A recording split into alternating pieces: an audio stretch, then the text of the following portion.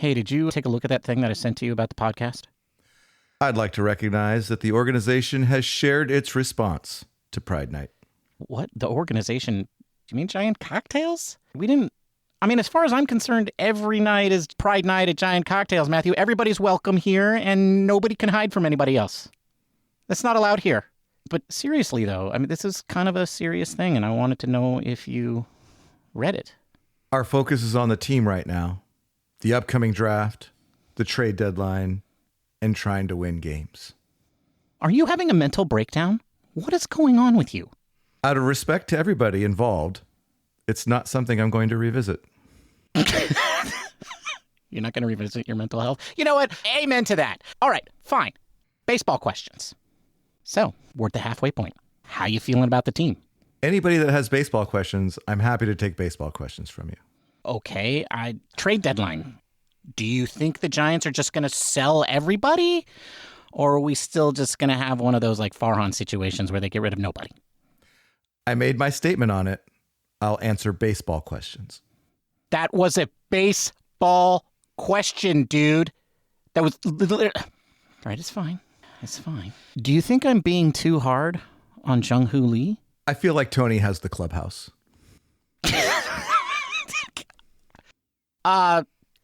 What? Okay.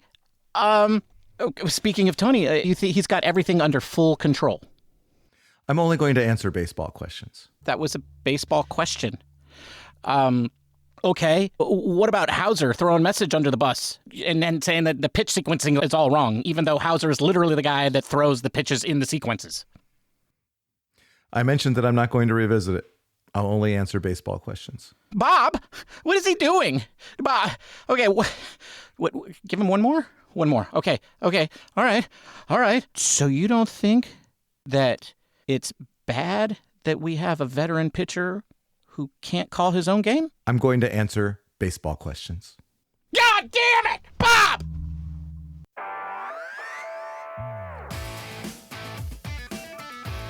Welcome to Giant Cocktails, where the humor is elite, but the baseball sucks.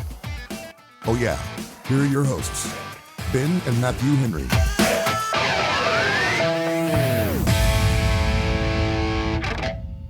Okay, now I don't even have to pretend to be angry. Bob, we were 3 bad half innings away from a triple sweep. 3 sweeps in a row, my friend. I'm with Bob on this one. You know, those last three half innings, man, just ruined it. Well, look, I don't think that should count. We all knew they didn't have a bullpen. We've known that since February. Like, as far as I'm concerned, the Giants won that game 6-2. Welcome to another episode of Giant Cocktails. Episode 377, to be specific. Matthew, what is this name? Why do I... Because then I don't have to do the work. Fine. Okay. Gino Minutelli had a 3.77 ERA for the ill-fated 1993 Giants, and I don't remember him. I remember a lot about 1993, but I don't remember Gino Minutelli. That team, as we all know, finished with a franchise record at the time of 103 wins, but ended up losing out to the Braves on the final game of the season. The lefty Minutelli appeared in 9 games out of the bullpen. Okay, that's why I don't remember him. Yeah. Those 9 games were the last of his major league career. Solomon Torres started the last game of the season for the Giants. He was like the pitching version of... I can't even remember his name. The outfielder that we tried to make a shortstop and then he got picked up by the Yankees. Is this because I'm old, or is it because Birdsong was right that I just hate anybody who's not a Giant? I think it's probably both. Oh, it's both. Okay. Well, anyway, I don't even remember what my point was, Matthew. What is going on here? Why is this section so long? What did you do here? It's an opportunity to speak about the 1993 team rather than the 2026 team. That's all. That's all I'm saying. I think let's make a whole season about that. The rest of the season we're talking about the 1993 Giants. What if we went through every game? Like every episode, we just pretended that it was 1993 and we talked about that team. I feel like there's a gimmick there. I feel like we'd get like 7 dedicated listeners to that. They'd be real hardcore. Real hardcore. Anyway, Matthew, the 1993 team had 5 players who got MVP votes. Barry Bonds, who won the MVP. Matt Williams, who finished in 6th. Rod Shooter Beck, who finished in 12th. Robbie Thompson, who finished in 15th. And 20-game winner John Burkett, who finished with 24. Sadly, Rickert Fanita did not get any MVP votes. You know, that's a name I haven't said enough recently. That was an early go-to. I just put that in there for you, Ben. Thank you. Thank you. Good old Rickert Fanita. The 1993 team had 4 Gold Glovers. Kurt, what's that man wearing? Barry Bonds, Matt Williams, and Robbie Thompson. They had 2 top 4 Cy Young vote getters in John Burkett and Bill Swift. Bill Swift, also a 20-game winner. That's right. The Giants had 2 in 1993. That's still my favorite team of all time. It was a fun team. It was. I mean, like, don't get me wrong. The 2010 Giants, who somehow just become more and more interesting to me every time Aubrey Huff opens his stupid mouth. You know, it's like a weird cheese that was already funky when you put it in the deli drawer in your refrigerator, and now it's been there for 4 months, and you're definitely not going to eat that thing. But you don't want to throw it away because you just want to know, how funky is it going to get? That's how I feel about the 2010 Giants. But just nothing holds a flame to those 3 Giants who didn't even get to play in the playoffs. The only reason I remember 1993 as fondly as I do is because the last 5 years have kind of fried my brain. Like 2021 was probably, as good as it's going to get. Right, Bob? We peaked in 2021. I'm not sure if you're talking about yes. Giant Cocktails or the Giants, but probably both apply. Yeah. Gosh, I hope that 2020 wasn't our peak year. That was our first year. Ugh. Yeah. Those episodes are so bad, Apple Podcasts doesn't even show them to people anymore. Thank goodness. You can see them if you go to giantcocktails.com, though. Enough with the banter. Let's talk cocktails. Yes, Bob, hit me. What are you drinking, Ben? Well, Bob, there I was. Oh, thank you for asking. That's very kind of you. Bob, there I was in my kitchen. It was early morning, so, like 11:15. And I was just getting caught up on the daily San Francisco Giants news, which means I was looking at the texts that I had received from Matthew. And at the bottom of one of those articles was a link to another article about our man Buster Posey, who had given a press conference and then seemed to have been unprepared for the types of questions that he was being asked. And as I read this article, and I read how many times he said, I'm going to answer baseball questions, I thought, oh no, this man is going to need to apologize. So I said, okay, so last time I used her real name, and apparently that activated at least one device. So let's just say I'm going to call her... How about Lexi? Okay, Lexi. Lexi, play me a John Denver song about apologizing. On Spotify. Don't give me that any Amazon dumb music stuff.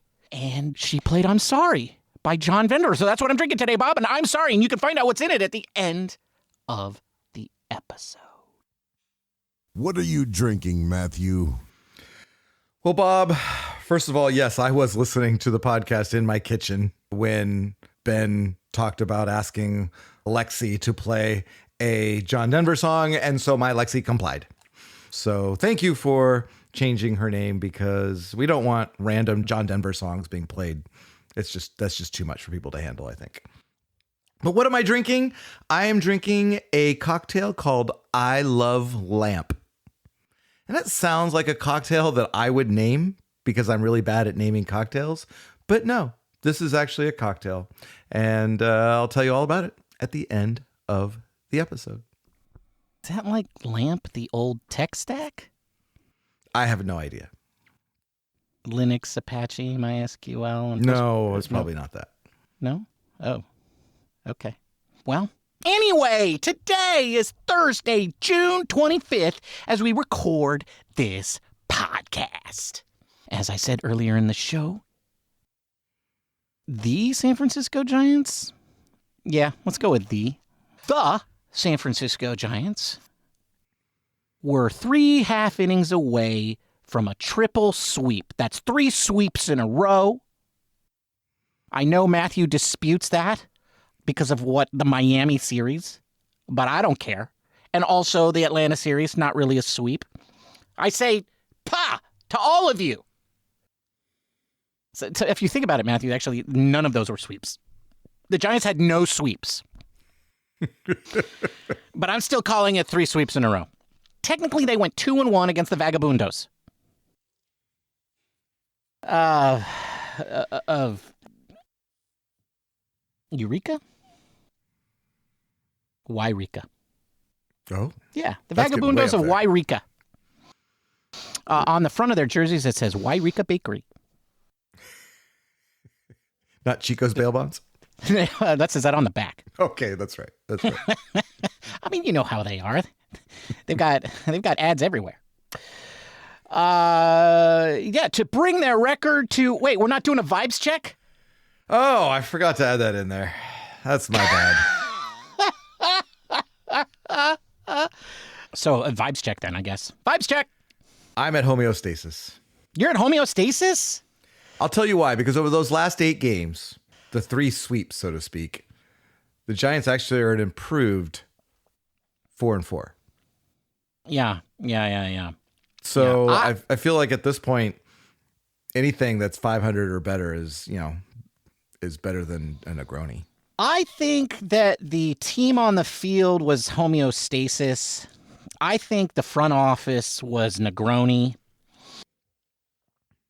And based on the headlines, I'm going to have to say that everybody would say they're a Negroni, so I'm going to say they're also at homeostasis. Because I'm not going to do what everybody else does.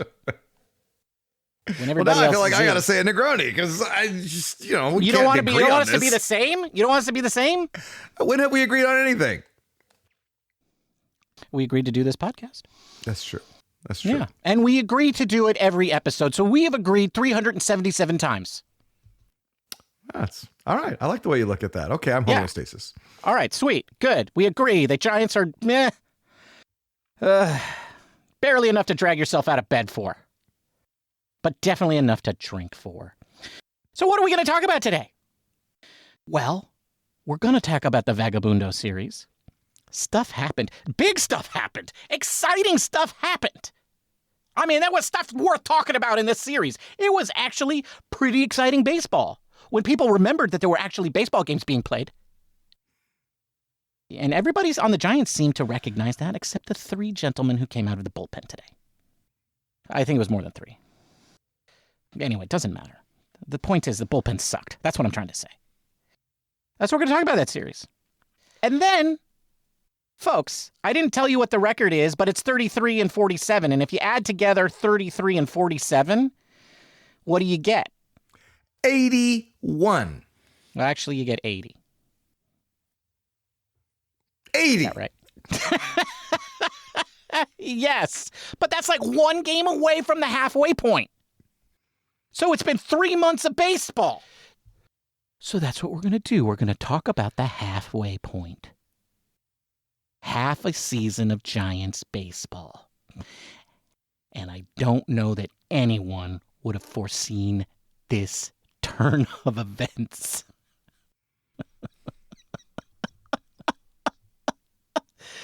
Oh, we're living in the best timeline. But before we get to all of that, it's time for tidbits, Matthew. Is this where you want me to talk? No, I can take the lead on this one. Okay. I can take the lead on this one. All right. Matthew, somehow the Giants keep screwing up this Pride Night thing, even though it happened 11 nights ago. Yeah, it's the Giants didn't used to do this. The Giants were like the poster child for this stuff. They didn't like to be in the headlines. They were very fan conscientious. Something has gone awry. The Giants have been the leaders in Pride, and they were doing the Until There's a Cure nights way back in the day. They were the first professional sports team to do something about the AIDS epidemic, and it's really sad that they have fumbled the bag so badly over the last 11 days, and they just keep continuing to do it. They can't just get out of their own way. And Buster was a great baseball player, a really great baseball player, and maybe he was even a really good leader in the clubhouse.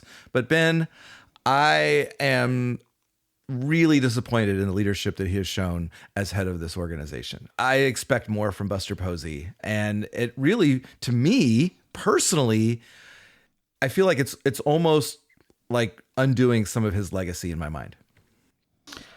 I think I'm previously on record as to saying I don't think that that's true, but that was before the interview. I think the part that was most telling was when he stopped saying, I'm going to answer baseball questions, and just looked at the media relations person and then just sat there dejectedly with saying nothing. As people were asking him questions that I most certainly would want to answer, and he didn't. So, yeah, that was a bad look. Well, sure, because, the quotes that I was quoting in the intro were actual quotes from Buster Posey. If you want to hear the quote from the staffer said, Buster made a statement. If you guys have any baseball questions, you can answer those or we're done. And they were done. Because reporters being reporters kept asking those questions because the Giants community wants to know about them. And I got to say, whatever side you are on in this whole thing, and, you know what? We do this podcast for fun. It's a hobby. There is a right side and a wrong side to this. But even if you're on the wrong side of this, there's a right way to handle the situation from a PR perspective. And that was bad. He just looked really, really bad. And the whole thing was just sad and gross. And I don't like it. And I don't want it just Can we just play baseball, please? And not be a-holes? I mean, why have the Pride Night if you're not going to, stand up for it? Exactly. That's the whole point of doing it. If you're not going to stand up and take a strong stand on it, then don't do it. Exactly. And what it makes me feel like is it feels like Buster's on the wrong side of this. And maybe he is, and that saddens me. But I feel like, he could have handled this in a lot different way. And yeah. Well, I mean, and the other thing is that it just makes the Giants seem like they're just typical corpo, people who just want both sides of it. Right. Right. And it's just ugh. Well, and so we've talked about Buster's leadership. Let's change tact a little bit and talk about Tony Vitello's leadership. Ah, yes. So the last time we left you folks, Rafael Devers was refusing to come out of a game, waggling his fingers, putting his helmet over his face as he left, avoiding the butt slap from the Tingler. There was some things going on. And then Tony Vitello saying, oh, we're good. I'm not going to talk to him about it. Right. And since then, we've learned a little bit more. And we did learn that reportedly on the flight back, Devers did apologize to Vitello. There were also reports that Devers said that he thought he was being taken out because of his hamstring, and he wanted to tell Vitello from first base that his hamstring was fine. So all of that, but at the same time, it was still a bad look. And I think when I checked the lineup for Tuesday's game, I kind of expected Devers not to be in it, yet he was.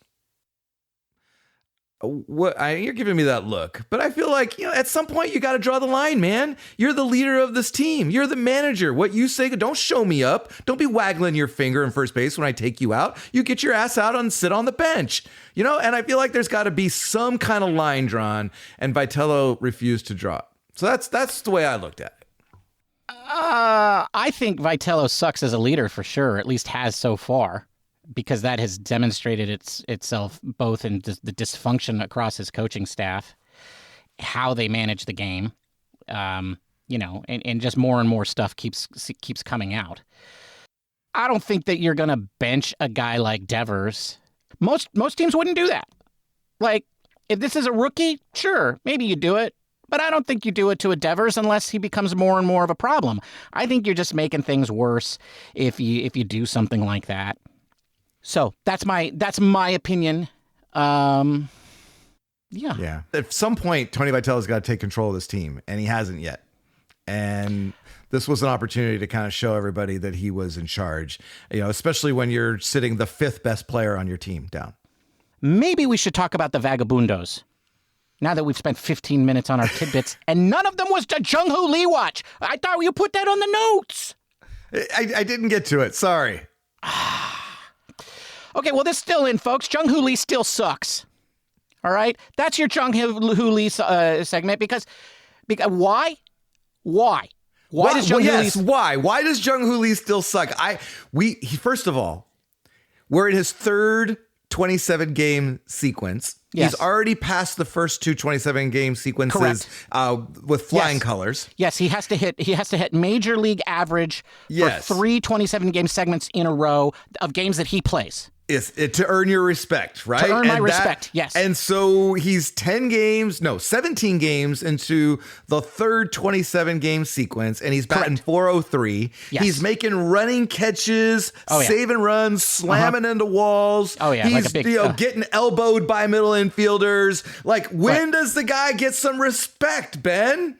Okay, well, first of all, dude, guy barely grazes a fence and falls over and holds his stomach. And then a poor Eric Miller, who's just had to, he gets to trying to pump his fist in the air, can't even celebrate the moment because Jung-Hoo Lee's down there rolling around going like, oh, my tummy hurts. That is true. That was a funny shot where they showed Miller he caught it. And then he had to drop his arms because he realized that Lee might be hurt and he couldn't be celebrating. What a joy kill.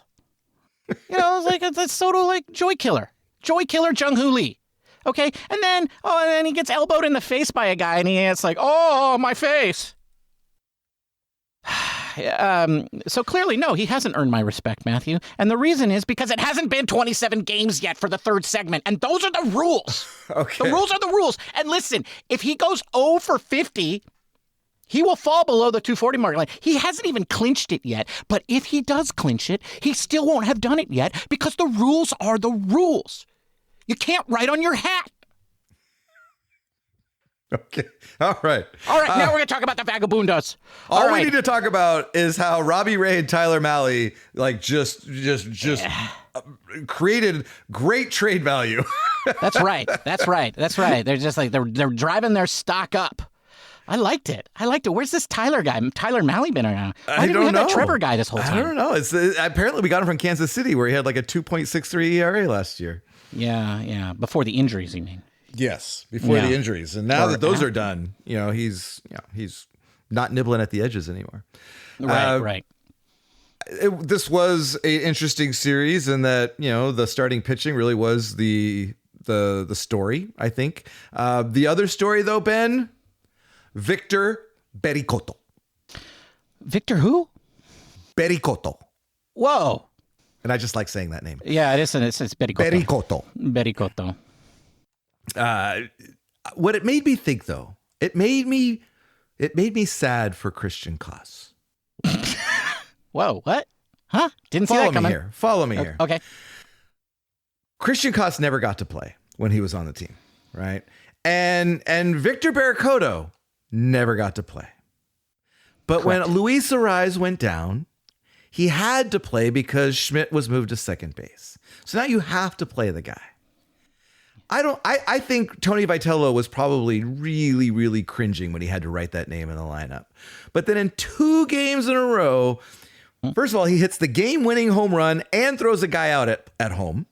And then in the next game, he hits a home run and throws a guy out at second. I just wondered, is Tony Vitello going to learn you can trust guys that you have on your major league roster, that you don't just have to just sit them on the bench and never play them? I mean, maybe. But the stuff that Tony Vitello doesn't know, though, continues to amaze me, so I'm not going to hold my breath. But it is interesting. I will give you this. Bericotto is good. That is fun to say. Bericotto did play in 2 consecutive games, Matthew, and that was very Dusty Baker-like. I will tell you what. When That's right. You hit a home run, you get to start the next day. Yes. That's right. Hit a homer, play the next day.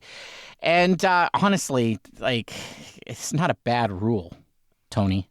Like, just, because sometimes you do. You get these guys on these little runs. Yeah, they're fourth outfielders, but sometimes, No, I mean, first of all, wow. Like, first of all, I didn't love the fact that the Giants got shut down again. We're losing 1-0 going into the bottom of the 9th.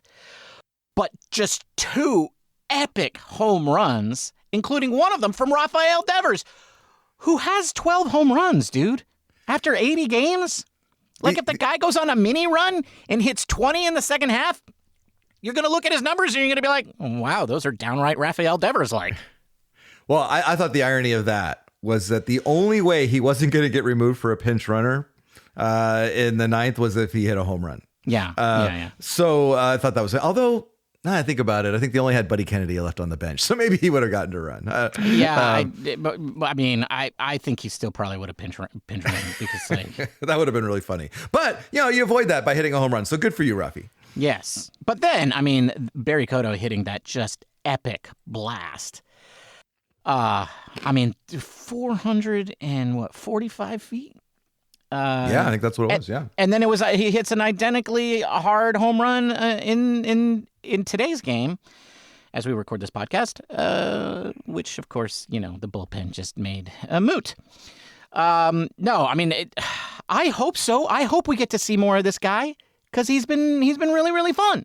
Well, when given the chance, like you remember in spring training, he was the guy, right? He was the spring training darling. That's right. He was. And so we've seen him do this and a couple of times now. And so, unfortunately, he's going to get sent back to AAA this week when Elliot Ramos gets, brought off the IL. I mean, yes. Somebody's got it. Somebody's got to. He's that guy. Like, I'm just glad that of the merry-go-round of outfielders, and there have been quite a few because of Bader and Ramos's injuries, who just have come and gone, and none of them got a chance. It's like Tony Vitello is just burning through busters, extra outfielders, and it's just like, nope, not that one, nope. So maybe we by sheer luck got a glimpse of a player that could be good. But I will say this, if he goes back to AAA, Matthew, it's really not that much difference than being on the Giants bench, but at least for him, he gets to play baseball. This is true. Yeah. All right. Fine. Okay. And then, there was today. Landon Root pitches well, but, the bullpen. Well, Buster didn't prioritize the bullpen, and now we're starting to see it. Okay, but you're getting ahead of yourself. Because in the second half of the show, we got to talk about the halfway point. In fact, whatever. The Giants lost that game. It sucked. Barry Cotto hit a home run. Ne'er-do-well Jung-Hoo Lee had a bases-clearing triple. Whatever. Okay? Just I totally don't respect that guy. Not yet. Anyway. So now it's time to move on, Matthew. We are almost officially at the halfway point. The Giants should have played 81 games by now. But they had the one postponed game in Atlanta, and they're going to play that in August. So now it is the halfway point of the season, and it is time for us to do our monthly evaluation. Now, Matthew and I had plans at the beginning of the season. We were going to do this all monthly, and we are going to have just a set segment of a way that we would do things, kind of like how we did a couple seasons ago, where we give out all the awards, and there was next month's most improved player, right? That was kind of a funny little thing where we talked about the guy who sucked this month. But then this year, it was like every player was trying out for that award, and so we just scrapped it all. Yeah. So we're just going by the seat of our pants now. Not that hard. Yeah, this time it's just like one of two things. Are you sucking at your job or are you good at your job? And unfortunately, because this team has been so bad, we're going to start at the top with the guys who suck. Matthew, I submit to you, Tony Vitello sucks at his job. But maybe he'll get better. Maybe he'll get better. I would hope so. You know, he's new at his job. Nobody is as good at their job in the first, part of it than they are in the later times. It's a learning curve. That's all that. It's just really, really noticeable. But don't you think if he listened to ChatGPT more and Jace Tingler less, he would be a much better manager? And doesn't that just mean that he's kind of bad? Well, yes. I mean, the listening to Jace Tingler part. Yes. And by the way, you kept talking about, everybody keeps saying, oh, he dodged the Tingler. Only Grant Brisby correctly pointed out, like, everybody should be dodging the Tingler poke to the ass. Okay? Like, so let's not take that out on Rafi. Yeah, but a guy named the Tingler, you don't want touching. Yeah, no. But I digress. I digress. No, I mean, it just, everything that everybody said about Tony being a college coach, just, it has exactly come to true. It's like he is playing with, he has adult men whose jobs are secure, at least in terms of the payments that they're getting for those guys who are on free agent contracts, which is very, very different than a college player who's just lucky to be there, and his whole ability to be at that school depends on his coach liking him. Yeah. And add in, like, how it is to manage a major league game versus a college game and all that sort of stuff. It seems like he has proven all of the naysayers correct. It's just been crazy how bad he's been, how inexperienced he looks. It's shocking. I also feel like Buster hasn't really helped him in this respect, though, either. Early on, they were like, oh, we're going to let the bullpen kind of sort itself out, right? That's something that maybe a veteran manager can do. So what you're saying is that Buster sucks at his job. That's what I'm saying. Okay. Yes. As it pains me to say that because we love Buster and we want Buster to be the hero and ride off into the sunset, delivering the Giants to the promised land. But boy, it really isn't looking like that's going to be the case. No. It looks like I'm going to have to get another tattoo on my neck. And they told me lasering off the second one is going to be difficult. Right? Because I have to clear the real estate for the next hobo to get fired.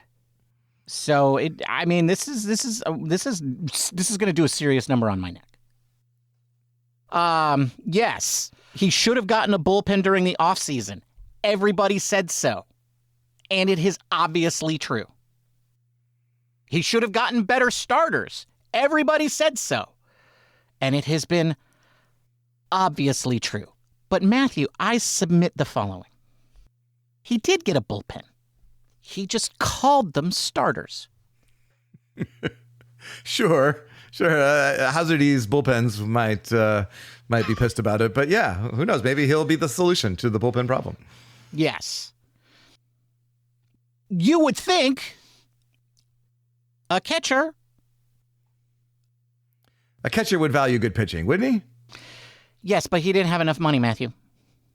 Not enough money? No, he didn't have enough money, Matthew, because he spent it all on old men. And the simple fact is like when you're running the Giants, you can have hookers or you can have blow, but you can't have both, Matthew. They just can't afford it. You heard it here on Giant Cocktails, That's folks. right. That's right. You right. can have hookers or you can have blow, but you can't have them both. Yeah. I'm not sorry, but that's the I'm sorry talking. Oh, all right, Ben, we are running out of time. Should we do like a lightning round? I hate lightning rounds, but I guess. Bob, hit us. It's time for a lightning round. That's right. Bob, Ben, I'm going to name a player, and you're just going to tell me whether he sucks or he's good. Oh, great. Okay, yeah, yes. All right. All right. Ben, Rafael Devers. Sucks at his job. Agreed. Willie Adames. Sucks at his job. Agreed. Matt Chapman.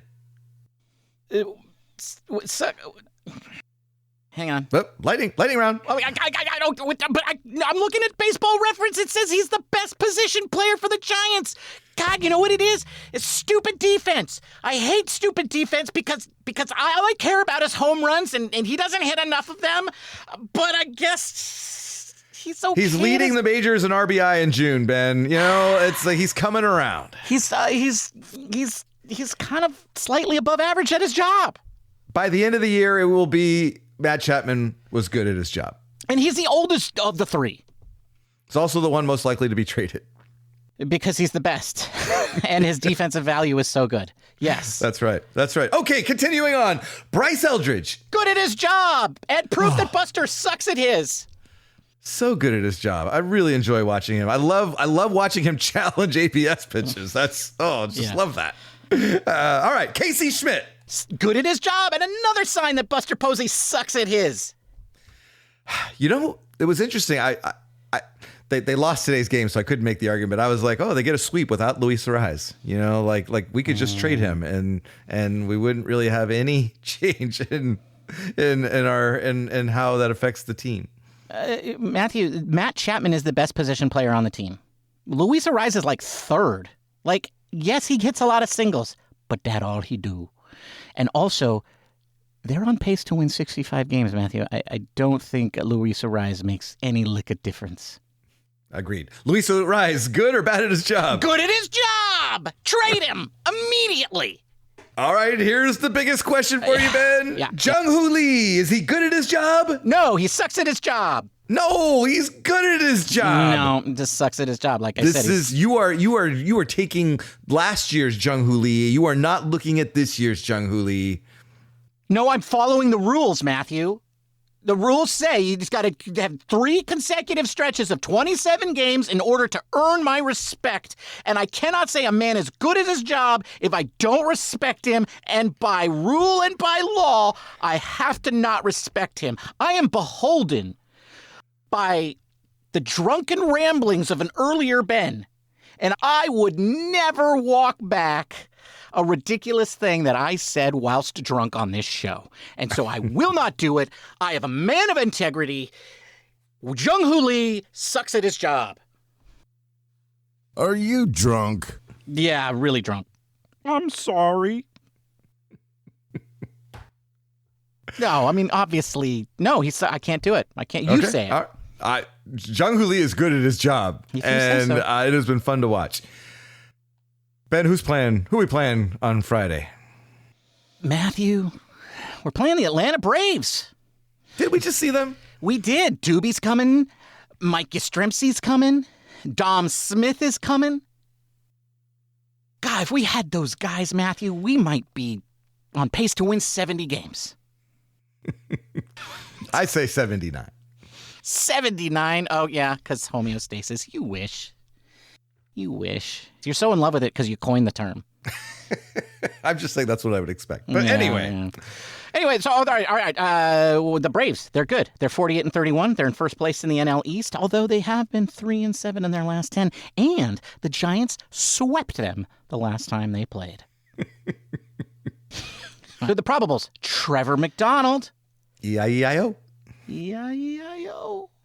Versus Reynaldo Lopez. Logan Webb versus Bryce What? Yeah. Don't you want to say Bryce Eldridge? I do. Versus Bryce Elder.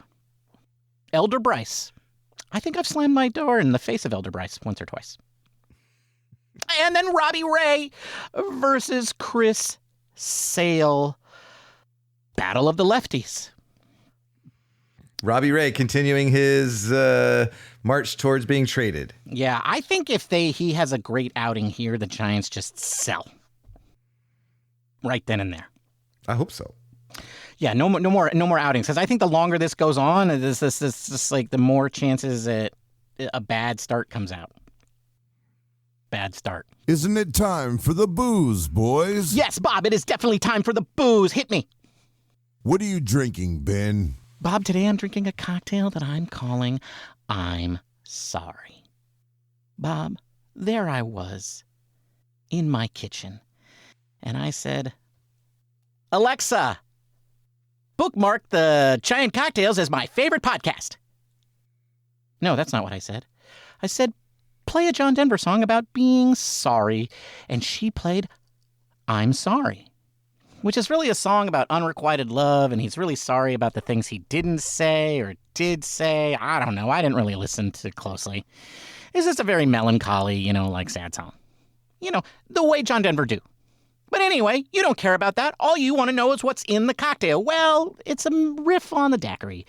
It has 1.5 ounces of white rum, 1/2 ounce of Felernum, 3/4 ounce of, yes, lavender syrup. Why? Because your wife made more.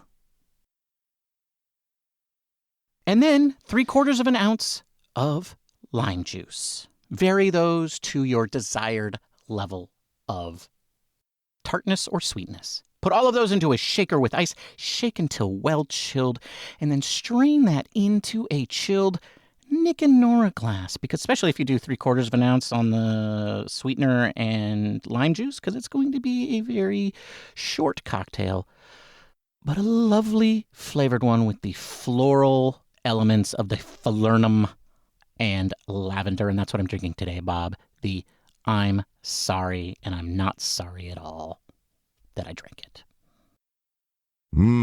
That's a tasty cocktail. It was lovely.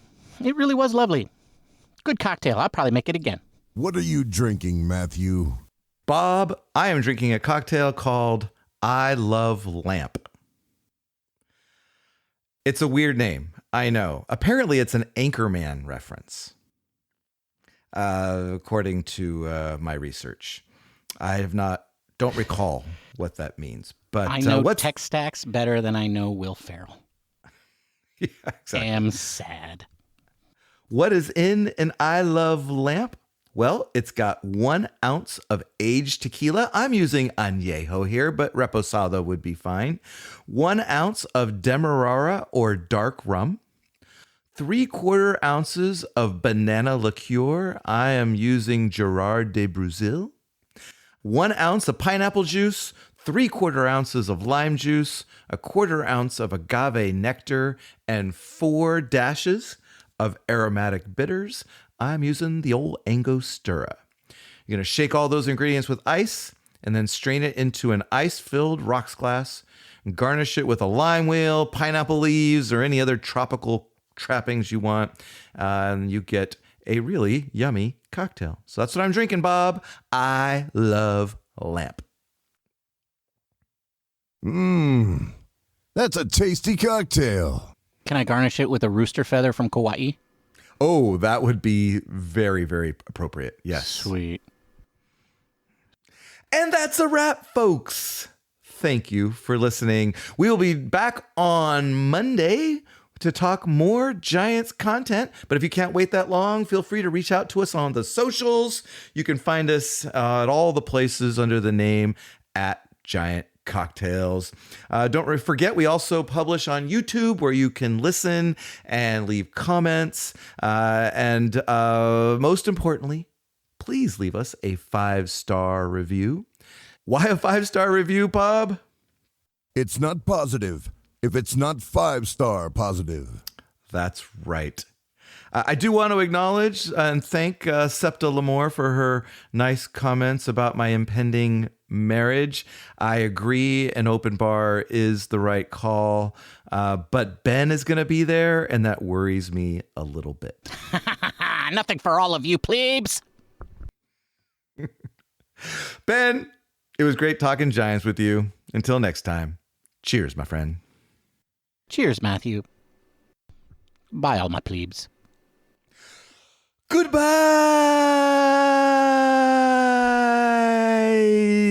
There's definitely going to be an open bar.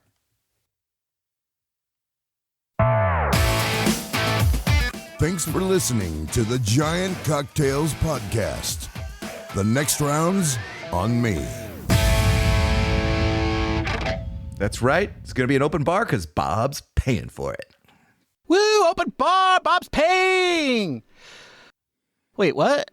Okay, as far as I can tell, most of the time when Bob's paying, I'm paying. Are you telling me that I'm paying for all the booze at your wedding and I get to drink like a little bit of it? You're paying for all the booze at my wedding? Thank you, Ben. That's very kind of you. Oh, did I tell you, Matthew? I came down with a cough. I can't make it. I've got. Well, you're still paying for it, though, right? I've got a stage fright. No, my. Medical costs in the United States of America. Can't afford it. Nope. Sorry. All right. Yeah. Bummer. Bummer.